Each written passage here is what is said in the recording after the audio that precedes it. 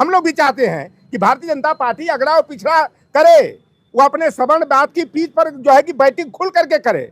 वह हम लोग राजनीति करने वाले लोग हैं तो हमारे लिए तो ठीक है। वो सांप से सुंदर वाली स्थिति आ गई है। भारतीय जनता पार्टी को न उगले बन रहा है न निगले बन रहा है।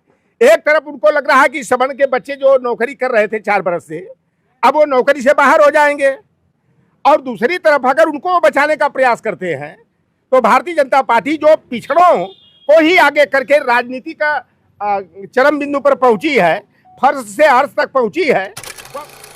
उत्तर प्रदेश में 69,000 शिक्षक भर्ती के मामले में आरक्षण घोटाला जो हुआ, उसके बाद से सरकार के हाथ से बात फिसलती जा रही है। अब उत्तर प्रदेश के लखनऊ में एससीईआरटी कार्यालय पर अगड़ा बनाम पिछड़ा हो चुका है। एक तरफ अनारक्षित वर्ग के अभ्यर्थी प्रदर्शन कर रहे हैं, दूसरी तरफ ओबीसी वर्ग के वो अभ्यर्थी प्रदर्शन कर रहे हैं जिनके आरक्षण में गड़बड़ है, जिसको हाई कोर्ट ने कहा है उनको नियुक्ति दी जाए। हमारे साथ लोटरराम निषाद जी हैं। देखिए, बेसिक शिक्षा परिषद के द्वारा सहायक शिक्षक भर्ती 2020 का जो परिणाम आया, उसमें इतना घोटाला किया गया। कुल मिलाकर के जो शिक्षा मंत्री उस समय थे सतीश द्विवेदी और बेसिक शिक्षा सचिव ने मिलकर के गलत तरीके अपना करके ओबीसी की जिस तरह हकमारी किया, हाईकोर्ट ने भी आज उसको सही करार दिया है कि 18,988 वो जो आरक्षित वर्ग के बच्चे थे उनको जो है कि चयन प्रक्रिया से बाहर कर दिया गया। अब ये सब हो गया है। अब जो है वो आपस में आमने सामने बैठे हैं, एससीईआरटी के सामने दोनों आपस में नारे लगा रहे हैं एक दूसरे के खिलाफ। जो आरक्षित वर्ग के बच्चे चयन से गलत तरीका अपनाने के कारण जो है कि वंचित हो गए थे, आज जो दोनों तरफ से अगड़ा बनाम पिछड़ा की जो लड़ाई चल रही है, मैं उत्तर प्रदेश के मुख्यमंत्री से यह चाहूंगा कि अगर इसको तुल देने का काम करेंगे आप तो यह भाजपा की राजनीति की सेहत के लिए उचित नहीं रहेगा।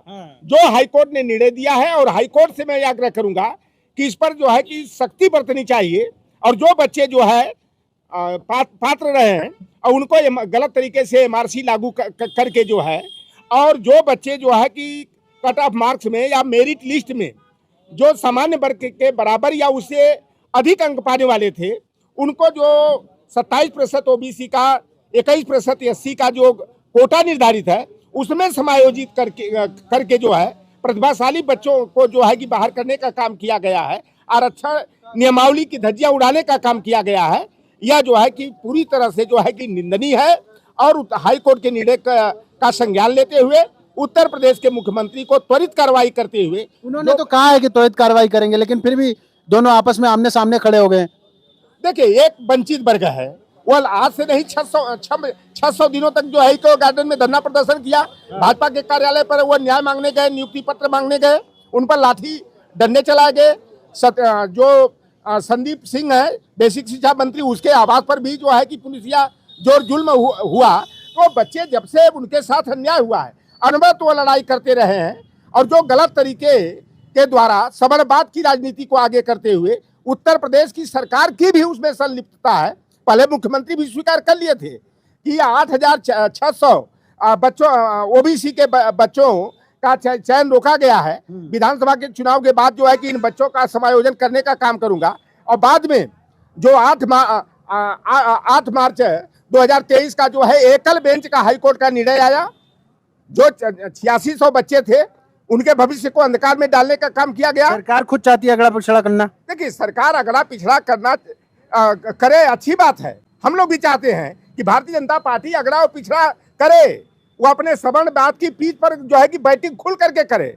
वह हम लोग राजनीति करने वाले लोग हैं तो हमारे लिए तो ठीक है, लेकिन चाहे अगड़ा का बच्चा हो चाहे पिछड़ा का बच्चा हो, अगर उसके साथ अन्याय होता है तो हम लोग अन्याय को बर्दाश्त करने वाले नहीं। अभी इसका क्या होगा? अभी इसका क्या नतीजा होगा? भाजपा को फायदा होने वाला है, नुकसान होने वाला है? अब वो सांप से सुंदर वाली स्थिति आ गई है। भारतीय जनता पार्टी को न उगले बन रहा है न निगले बन रहा है।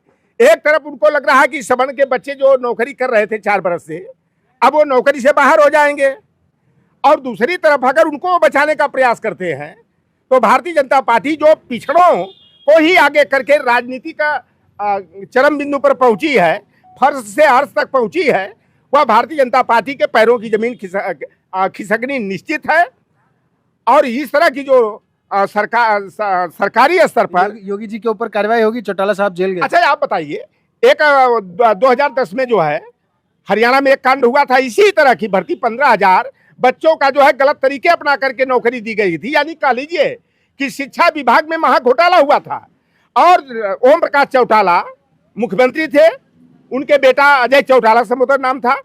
बाप और बेटे और 50 अधिकारियों को जो है इसमें संलिप्त पाया गया था कि शिक्षा विभाग में जो शिक्षक भर्ती हुए उसमें महा घोटाला की है। 10 बरस तक जेल खट करके आए हैं, जेल की सजा हुई। अगर हाईकोर्ट ने जो निर्णय दिया है उसमें उत्तर प्रदेश सरकार पूरी तरह से दोषी है। और अगर ओम प्रकाश चौटाला के साथ जैसा व्यवहार किया गया तो जोगी जी को जो है, और यहाँ के जो शिक्षा मंत्री उस समय सतीश द्विवेदी रहे हैं, इटवा से जीते थे, सिद्धार्थनगर से माता प्रसाद पांडे जी को हराए थे, उनको और बेसिक शिक्षा सचिव के साथ साथ जितने भी अधिकारी जो है, चाहे एमआरसी का गलत नियम लगा थोपने का काम किए, चाहे उत्तर प्रदेश आरक्षण नियमावली 1994 और बेसिक शिक्षा क्या सजा मिलनी चाहिए इनको सजा, जैसे उनको तो 10 बरस ओम प्रकाश चौटाला को दिया गया, इनको भी 10 बरस की सजा होनी चाहिए। और जो अधिकारी संलिप्त रहे हैं उनको नौकरी से बर्खास्त करना जरूरी है, ताकि भविष्य में कोई अधिकारी इस तरह से कदाचार करने का गलत जो है कि प्रक्रिया अपनाने से वह 4 बार सोचे, गलत कदम न उठाए। नहीं तो इसी तरह की आप देख रहे हैं कि जो स्थिति हो रही है और सरकार जो है खुद सदमे में पड़ी हुई है कि अब हम करें क्या। लेकिन सरकार चाहे कुछ भी कर ले, जो हाईकोर्ट का निर्णय आया है उसको जो है कि अमल में लाना पड़ेगा। जो ओबीसी के एससी के जो बच्चे 18,988 जो वंचित हुए हैं चयन से, उनको नियुक्ति पत्र जो है कि जारी करने के लिए सरकार को संवेदनशील बन करके शीघ्र जो है कि उचित कदम उठाना चाहिए, नियुक्ति पत्र जारी करना चाहिए। ठीक है, ये लटराम निषाद जी कह रहे हैं कि जिसने भी आरक्षण का घोटाला किया है उसको जेल जाना पड़ेगा और हाईकोर्ट ने जो आदेश किया है उसका भी पालन करना ही पड़ेगा। नहीं करेंगे तो ये सब होता रहेगा।